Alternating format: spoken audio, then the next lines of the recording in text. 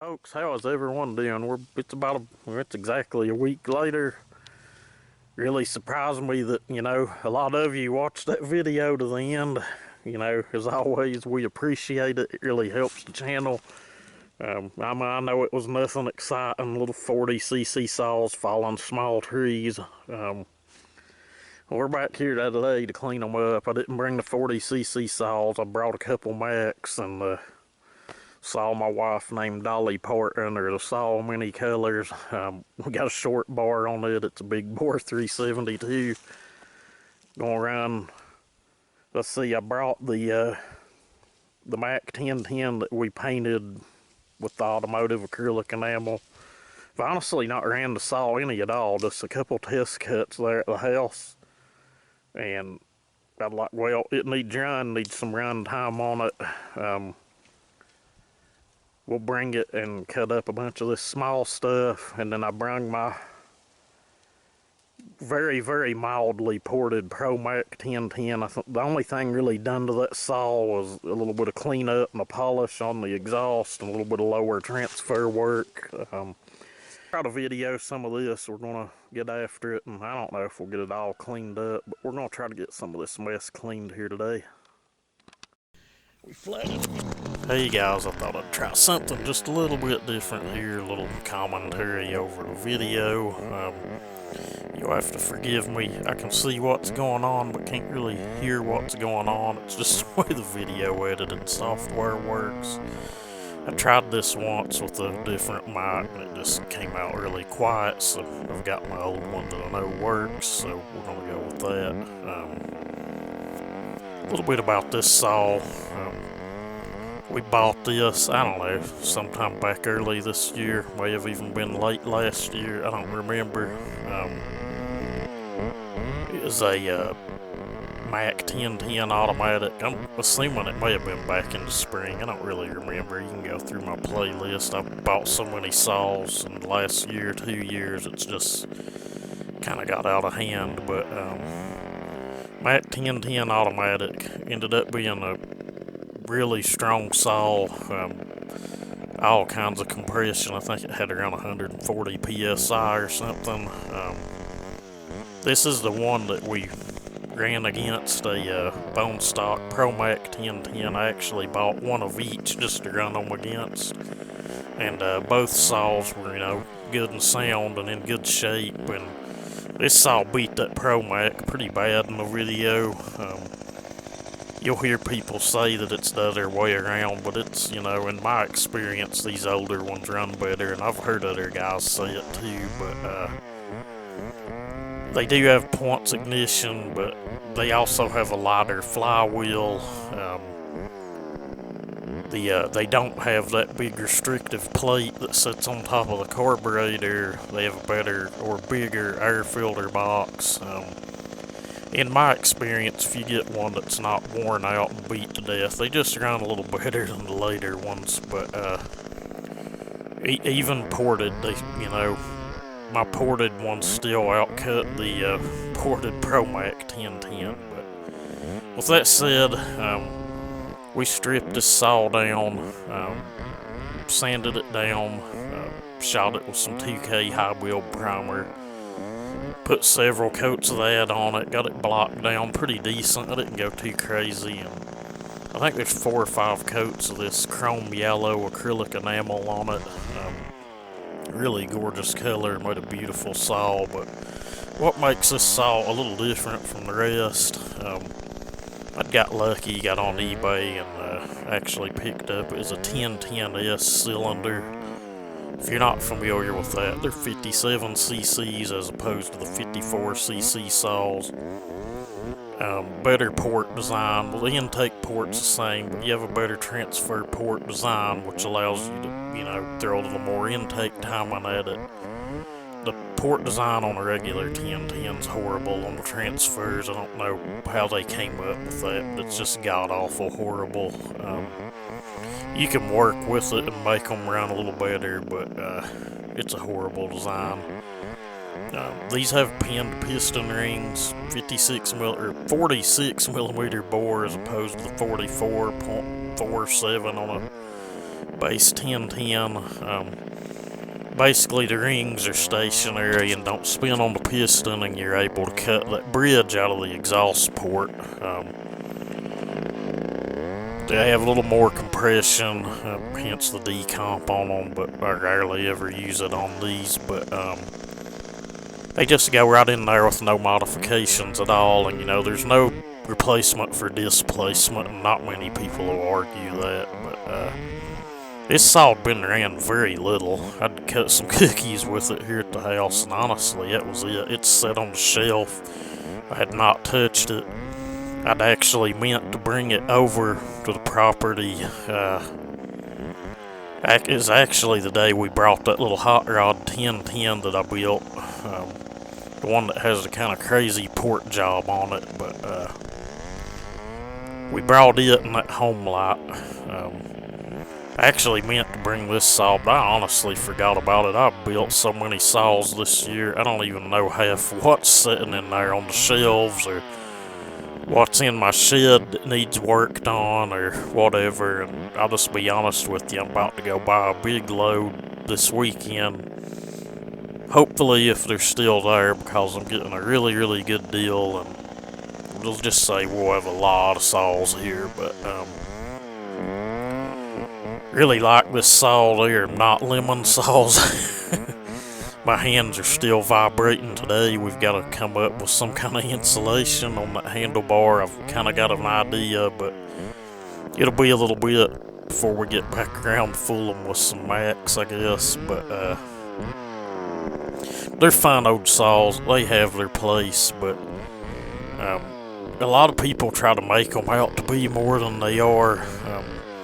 One certain YouTuber kind of started that, and everybody loves them. It is what it is, but you'll see a lot of guys, they'll get these things, they'll order up a Husky mount 28-inch bar, get lucky enough to find a Mac bar, throw on it the big full comp chisel bit chain, and then, a lot of the times it's just disappointment because the saw's not what they thought it was going to be when they set it in a big fat piece of wood. But you have to think it's a low compression 54cc saw. There's only so much you can do with it. And, they'll pull a long bar, but it's kind of like the really, really old saws from 50s and 60s.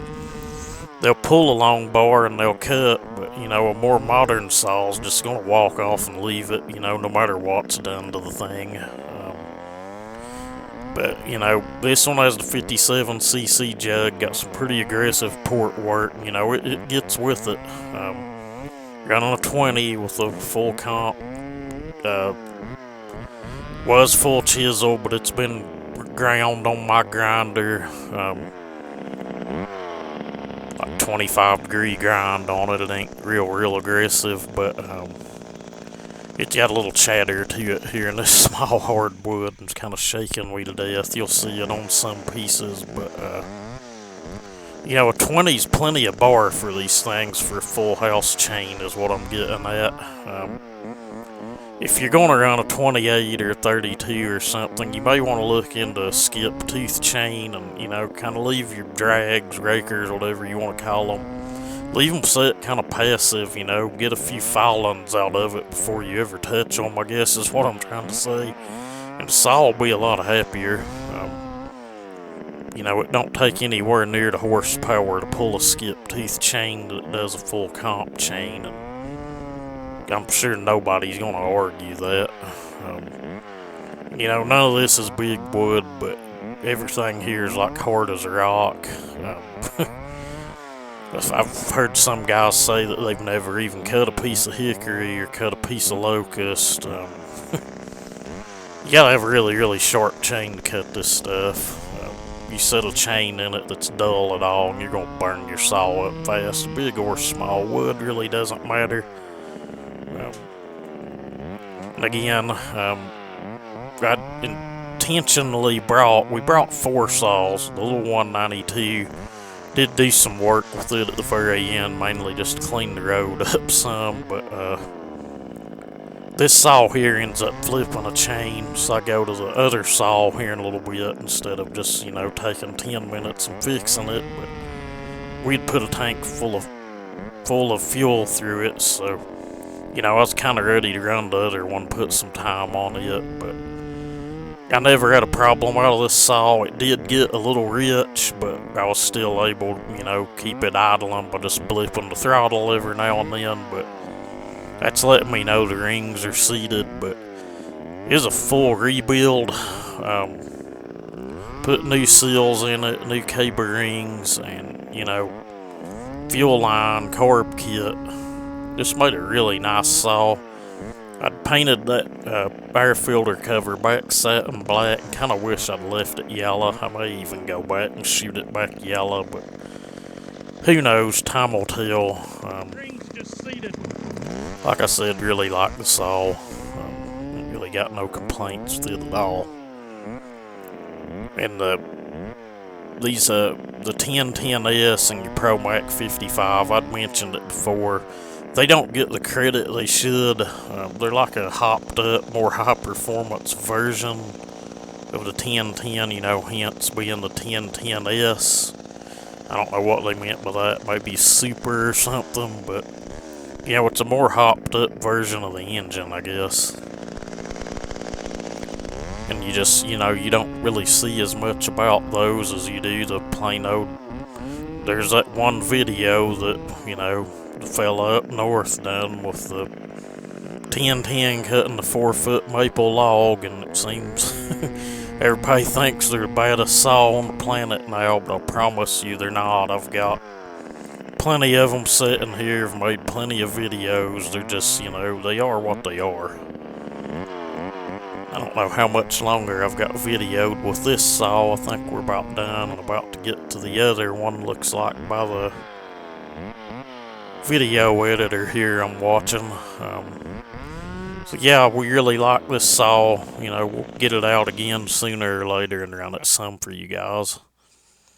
Now here, I've had this saw going on.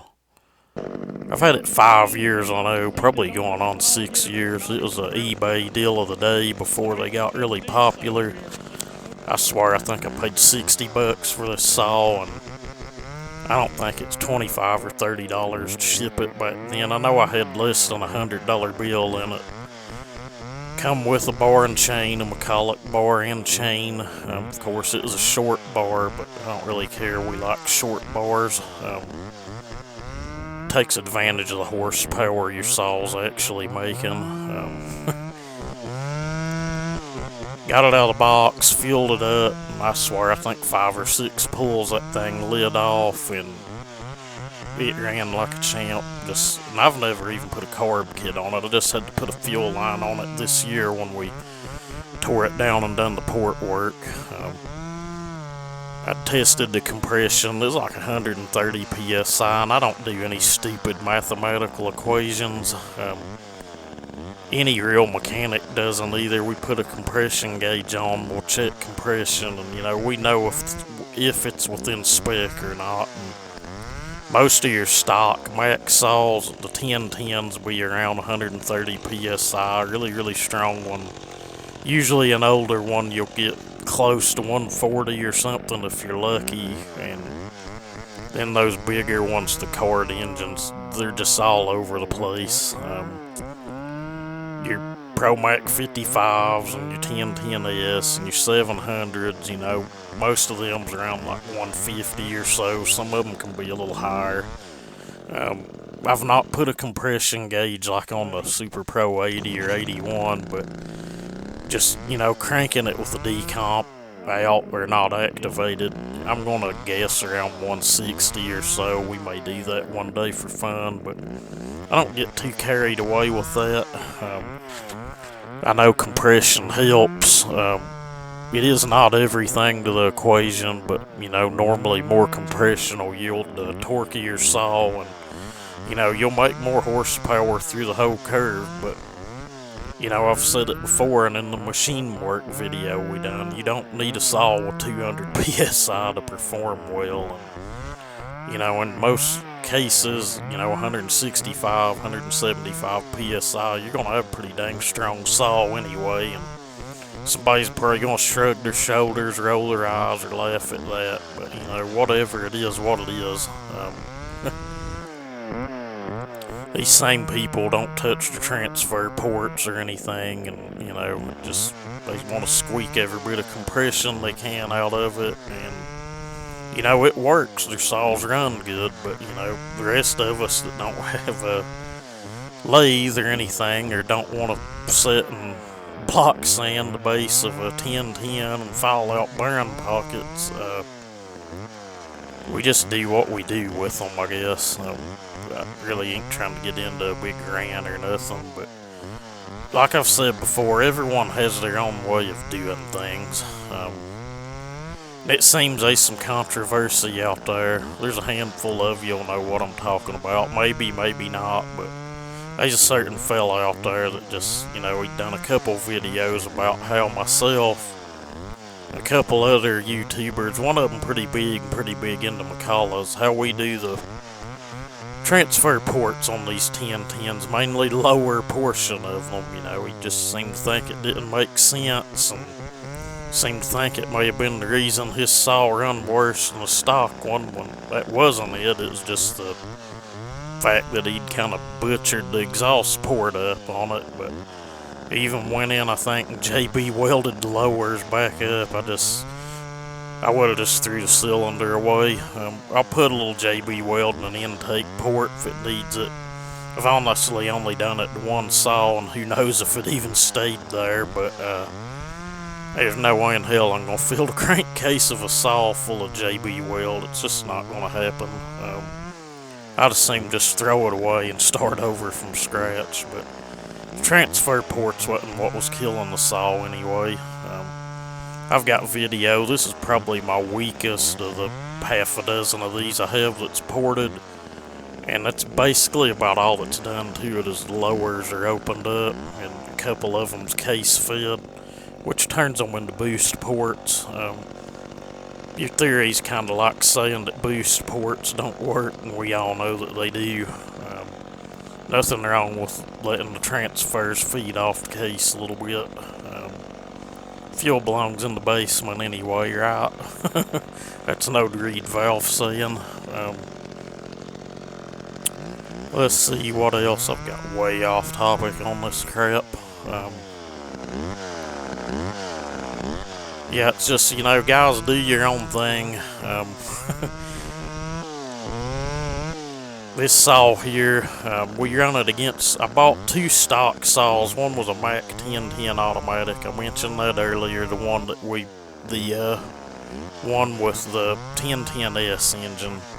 Then I bought a bone stock Pro Mac 1010. I got them both running in tip-top condition, both made identical compression, both nice, strong running saws. We ran them against each other. Lo and behold, same bar and chain, same piece of wood, same day, saws tuned the same, no BS.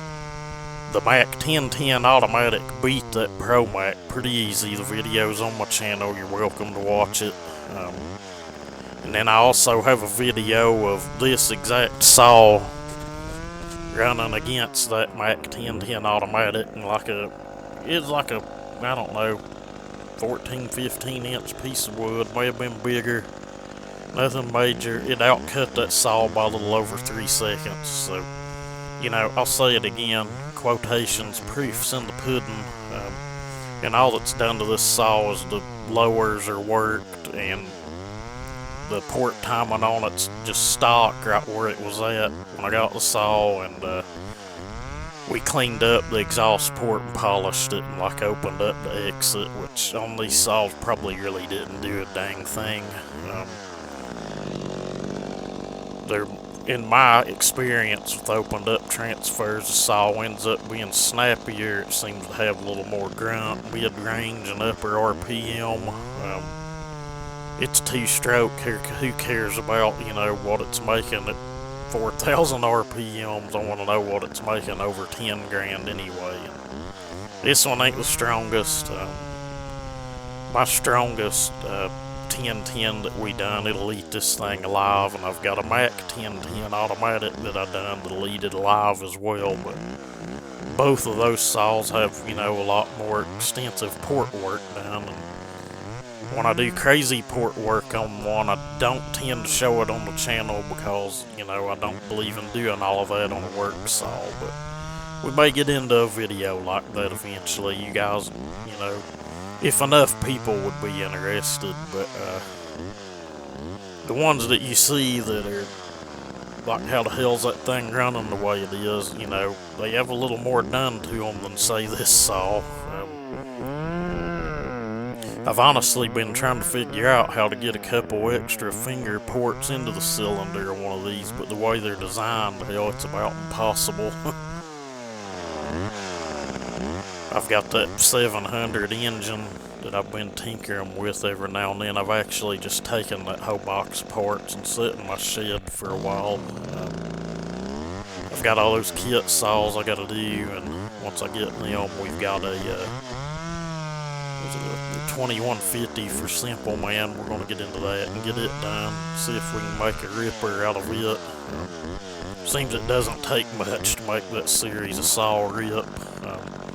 You've seen my little 340 run. That thing's a screamer for what it is, and really the only thing done to it, the transfers are hogged out a little bit, what little we could, and it's got some intake timing thrown at it.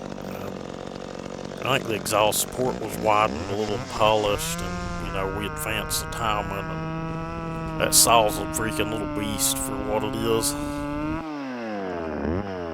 And I ended up having to quit with this saw.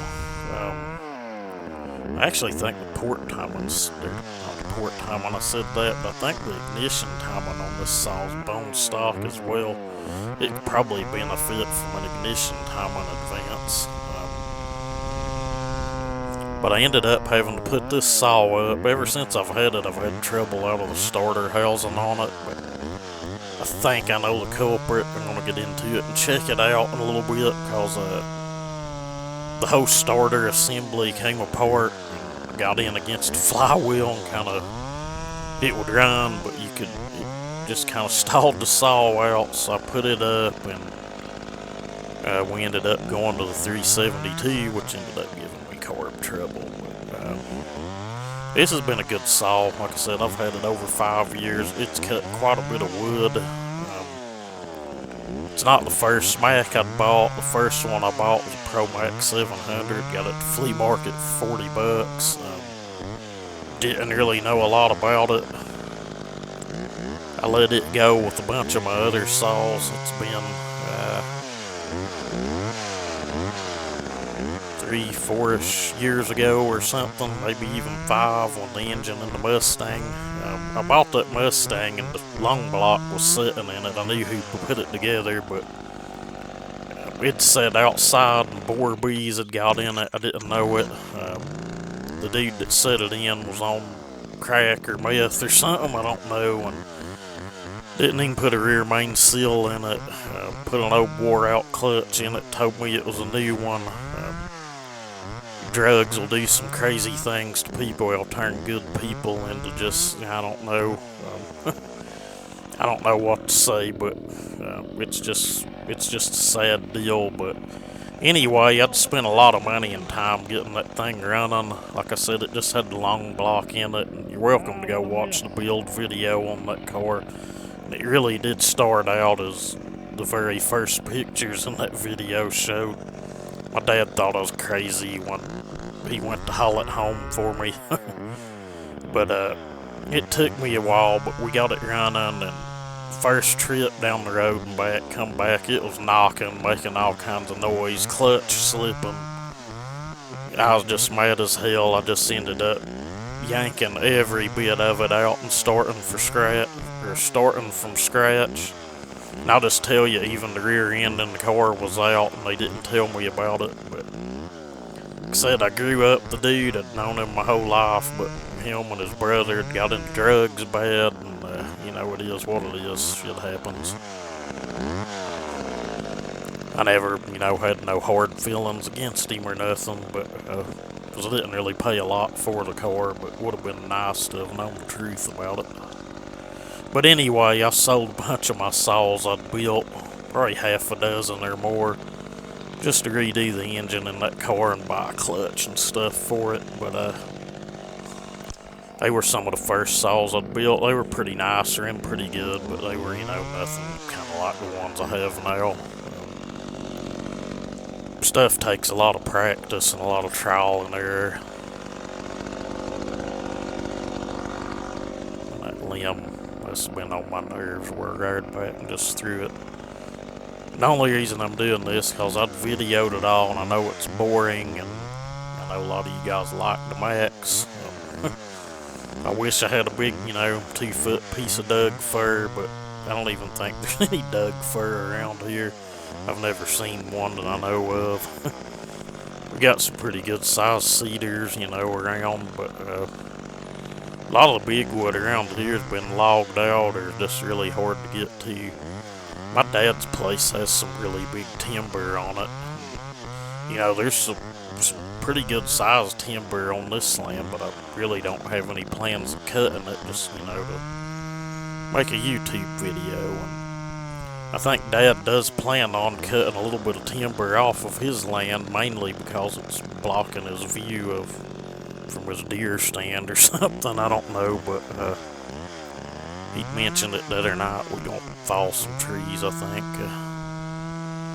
We've got a bunch up there we cut already where he had some roads cut in that need cut up into firewood, but there's big timber around here, I guess is what I'm getting at, but people just don't go fall it and cut it up into cookies. And if I've got something that's larger than 16 inches, I'm gonna mill it up into lumber anyway. Unless it's an old butt tree or something crooked, I'm not gonna sit and cut it up into cookies. I've got a mountain of cookies behind my shop right now, and I don't know what I'm gonna do with them. Cover them over eventually, I guess, but I see guys looks like they're just wasting nice logs all the time, but whatever it is, what it is, you gotta make the YouTube crowd happy. And I think we're about to come to the end of the 1010 here and get into this 372. This was started as a 21 set of 2171 cases. Has a OEM crank, flywheel, coil, clutch, oiler, most of that stuff. Farmer Tech top end. Got lucky and squish on this thing was actually pretty good. It was below 30 thousandths with glue, believe it or not. Usually they're horrible. Port timing on it was pretty good too. I don't remember exactly where we had it set, but it was in that area that I like, somewhere around 155 degrees, I think, give or take. And that's total duration. That's not, it's not opening at 155, guys. That's kind of what I like. Anything between 150 for a real torquey saw, and if you're wanting something to rip and be a screamer, I'll go as far as 160 on the exhaust duration. Just all depends on what it is. Blow down anywhere from 18 to 25 degrees, just depending on what it is. If I want something more torquey, blow down's going to be 18, 20 degrees or something if I can set it there. But intake timing, you guys know as well, 160 is about the max you should go for on anything, but some larger displacement saws can handle a little more than that. The cylinder I pulled off my Johnser, it had around 170 degrees of intake duration, and that wasn't purposely done. It was just pulled an old butchered up cylinder off one saw and put it on another one, and decided I wanted to clean it up a little bit, and by the time I got it cleaned up, the intake timing was horrible, and I was like, well, hell with it, I'm just gonna see if it'll run anyway. And you know what, it ran good, ran strong. You wouldn't have believed it. Didn't spit fuel or anything, it just ran good. But this saw gave me some carb issues, ended up needling seat sticking and dumping most of the fuel through the carb and into the intake tract, into the bottom end of the motor. So we ended up parking it and grabbing old Pinkie Pie, but I didn't video that. I didn't want to give you guys the privilege of seeing me running my wife's neon pink saw. But we done a little bit of work with it, and by then we was burning up and wringing wet. We had fires built and going. And it was up close to 70, and I was dressed for 40-degree weather. It seems I do that a lot. Boots and boot socks and chaps on. You can about imagine I was wringing wet with sweat. But we'll get back over there another day and finish cleaning this stuff up. Maybe take some of the small steels or something. But I've got an outro coming up on this here in a minute, so I'll probably quit running my mouth here in a second. I'm trying to watch the timeline and see what's going on. You guys let me know if you want to see anything else like this, if you like the outros and if you like the commentary or the narration, whatever you want to call it, and me running my mouth. And, as always, you guys stay safe out there, and y'all have a good one. And happy holidays to everyone, wherever you're at. Firewood out of it, get a few good posts out of it for something. We'll come back another evening and finish it. It's a little warm out to be doing this stuff, really. I'd rather be doing it at 40 degrees as opposed to almost 70. But anyway, guys, I'll try to throw something together. I don't know what, but show those Macs running. And I've done a lot of cleanup work there with the little top handle, but just kind of got tired of fooling with it. So we'll come back another day and cut some of this stuff up in the rounds with some, maybe bring some of the smaller steel saws or something and work them a little. But as always, y'all stay safe out there and have a good one.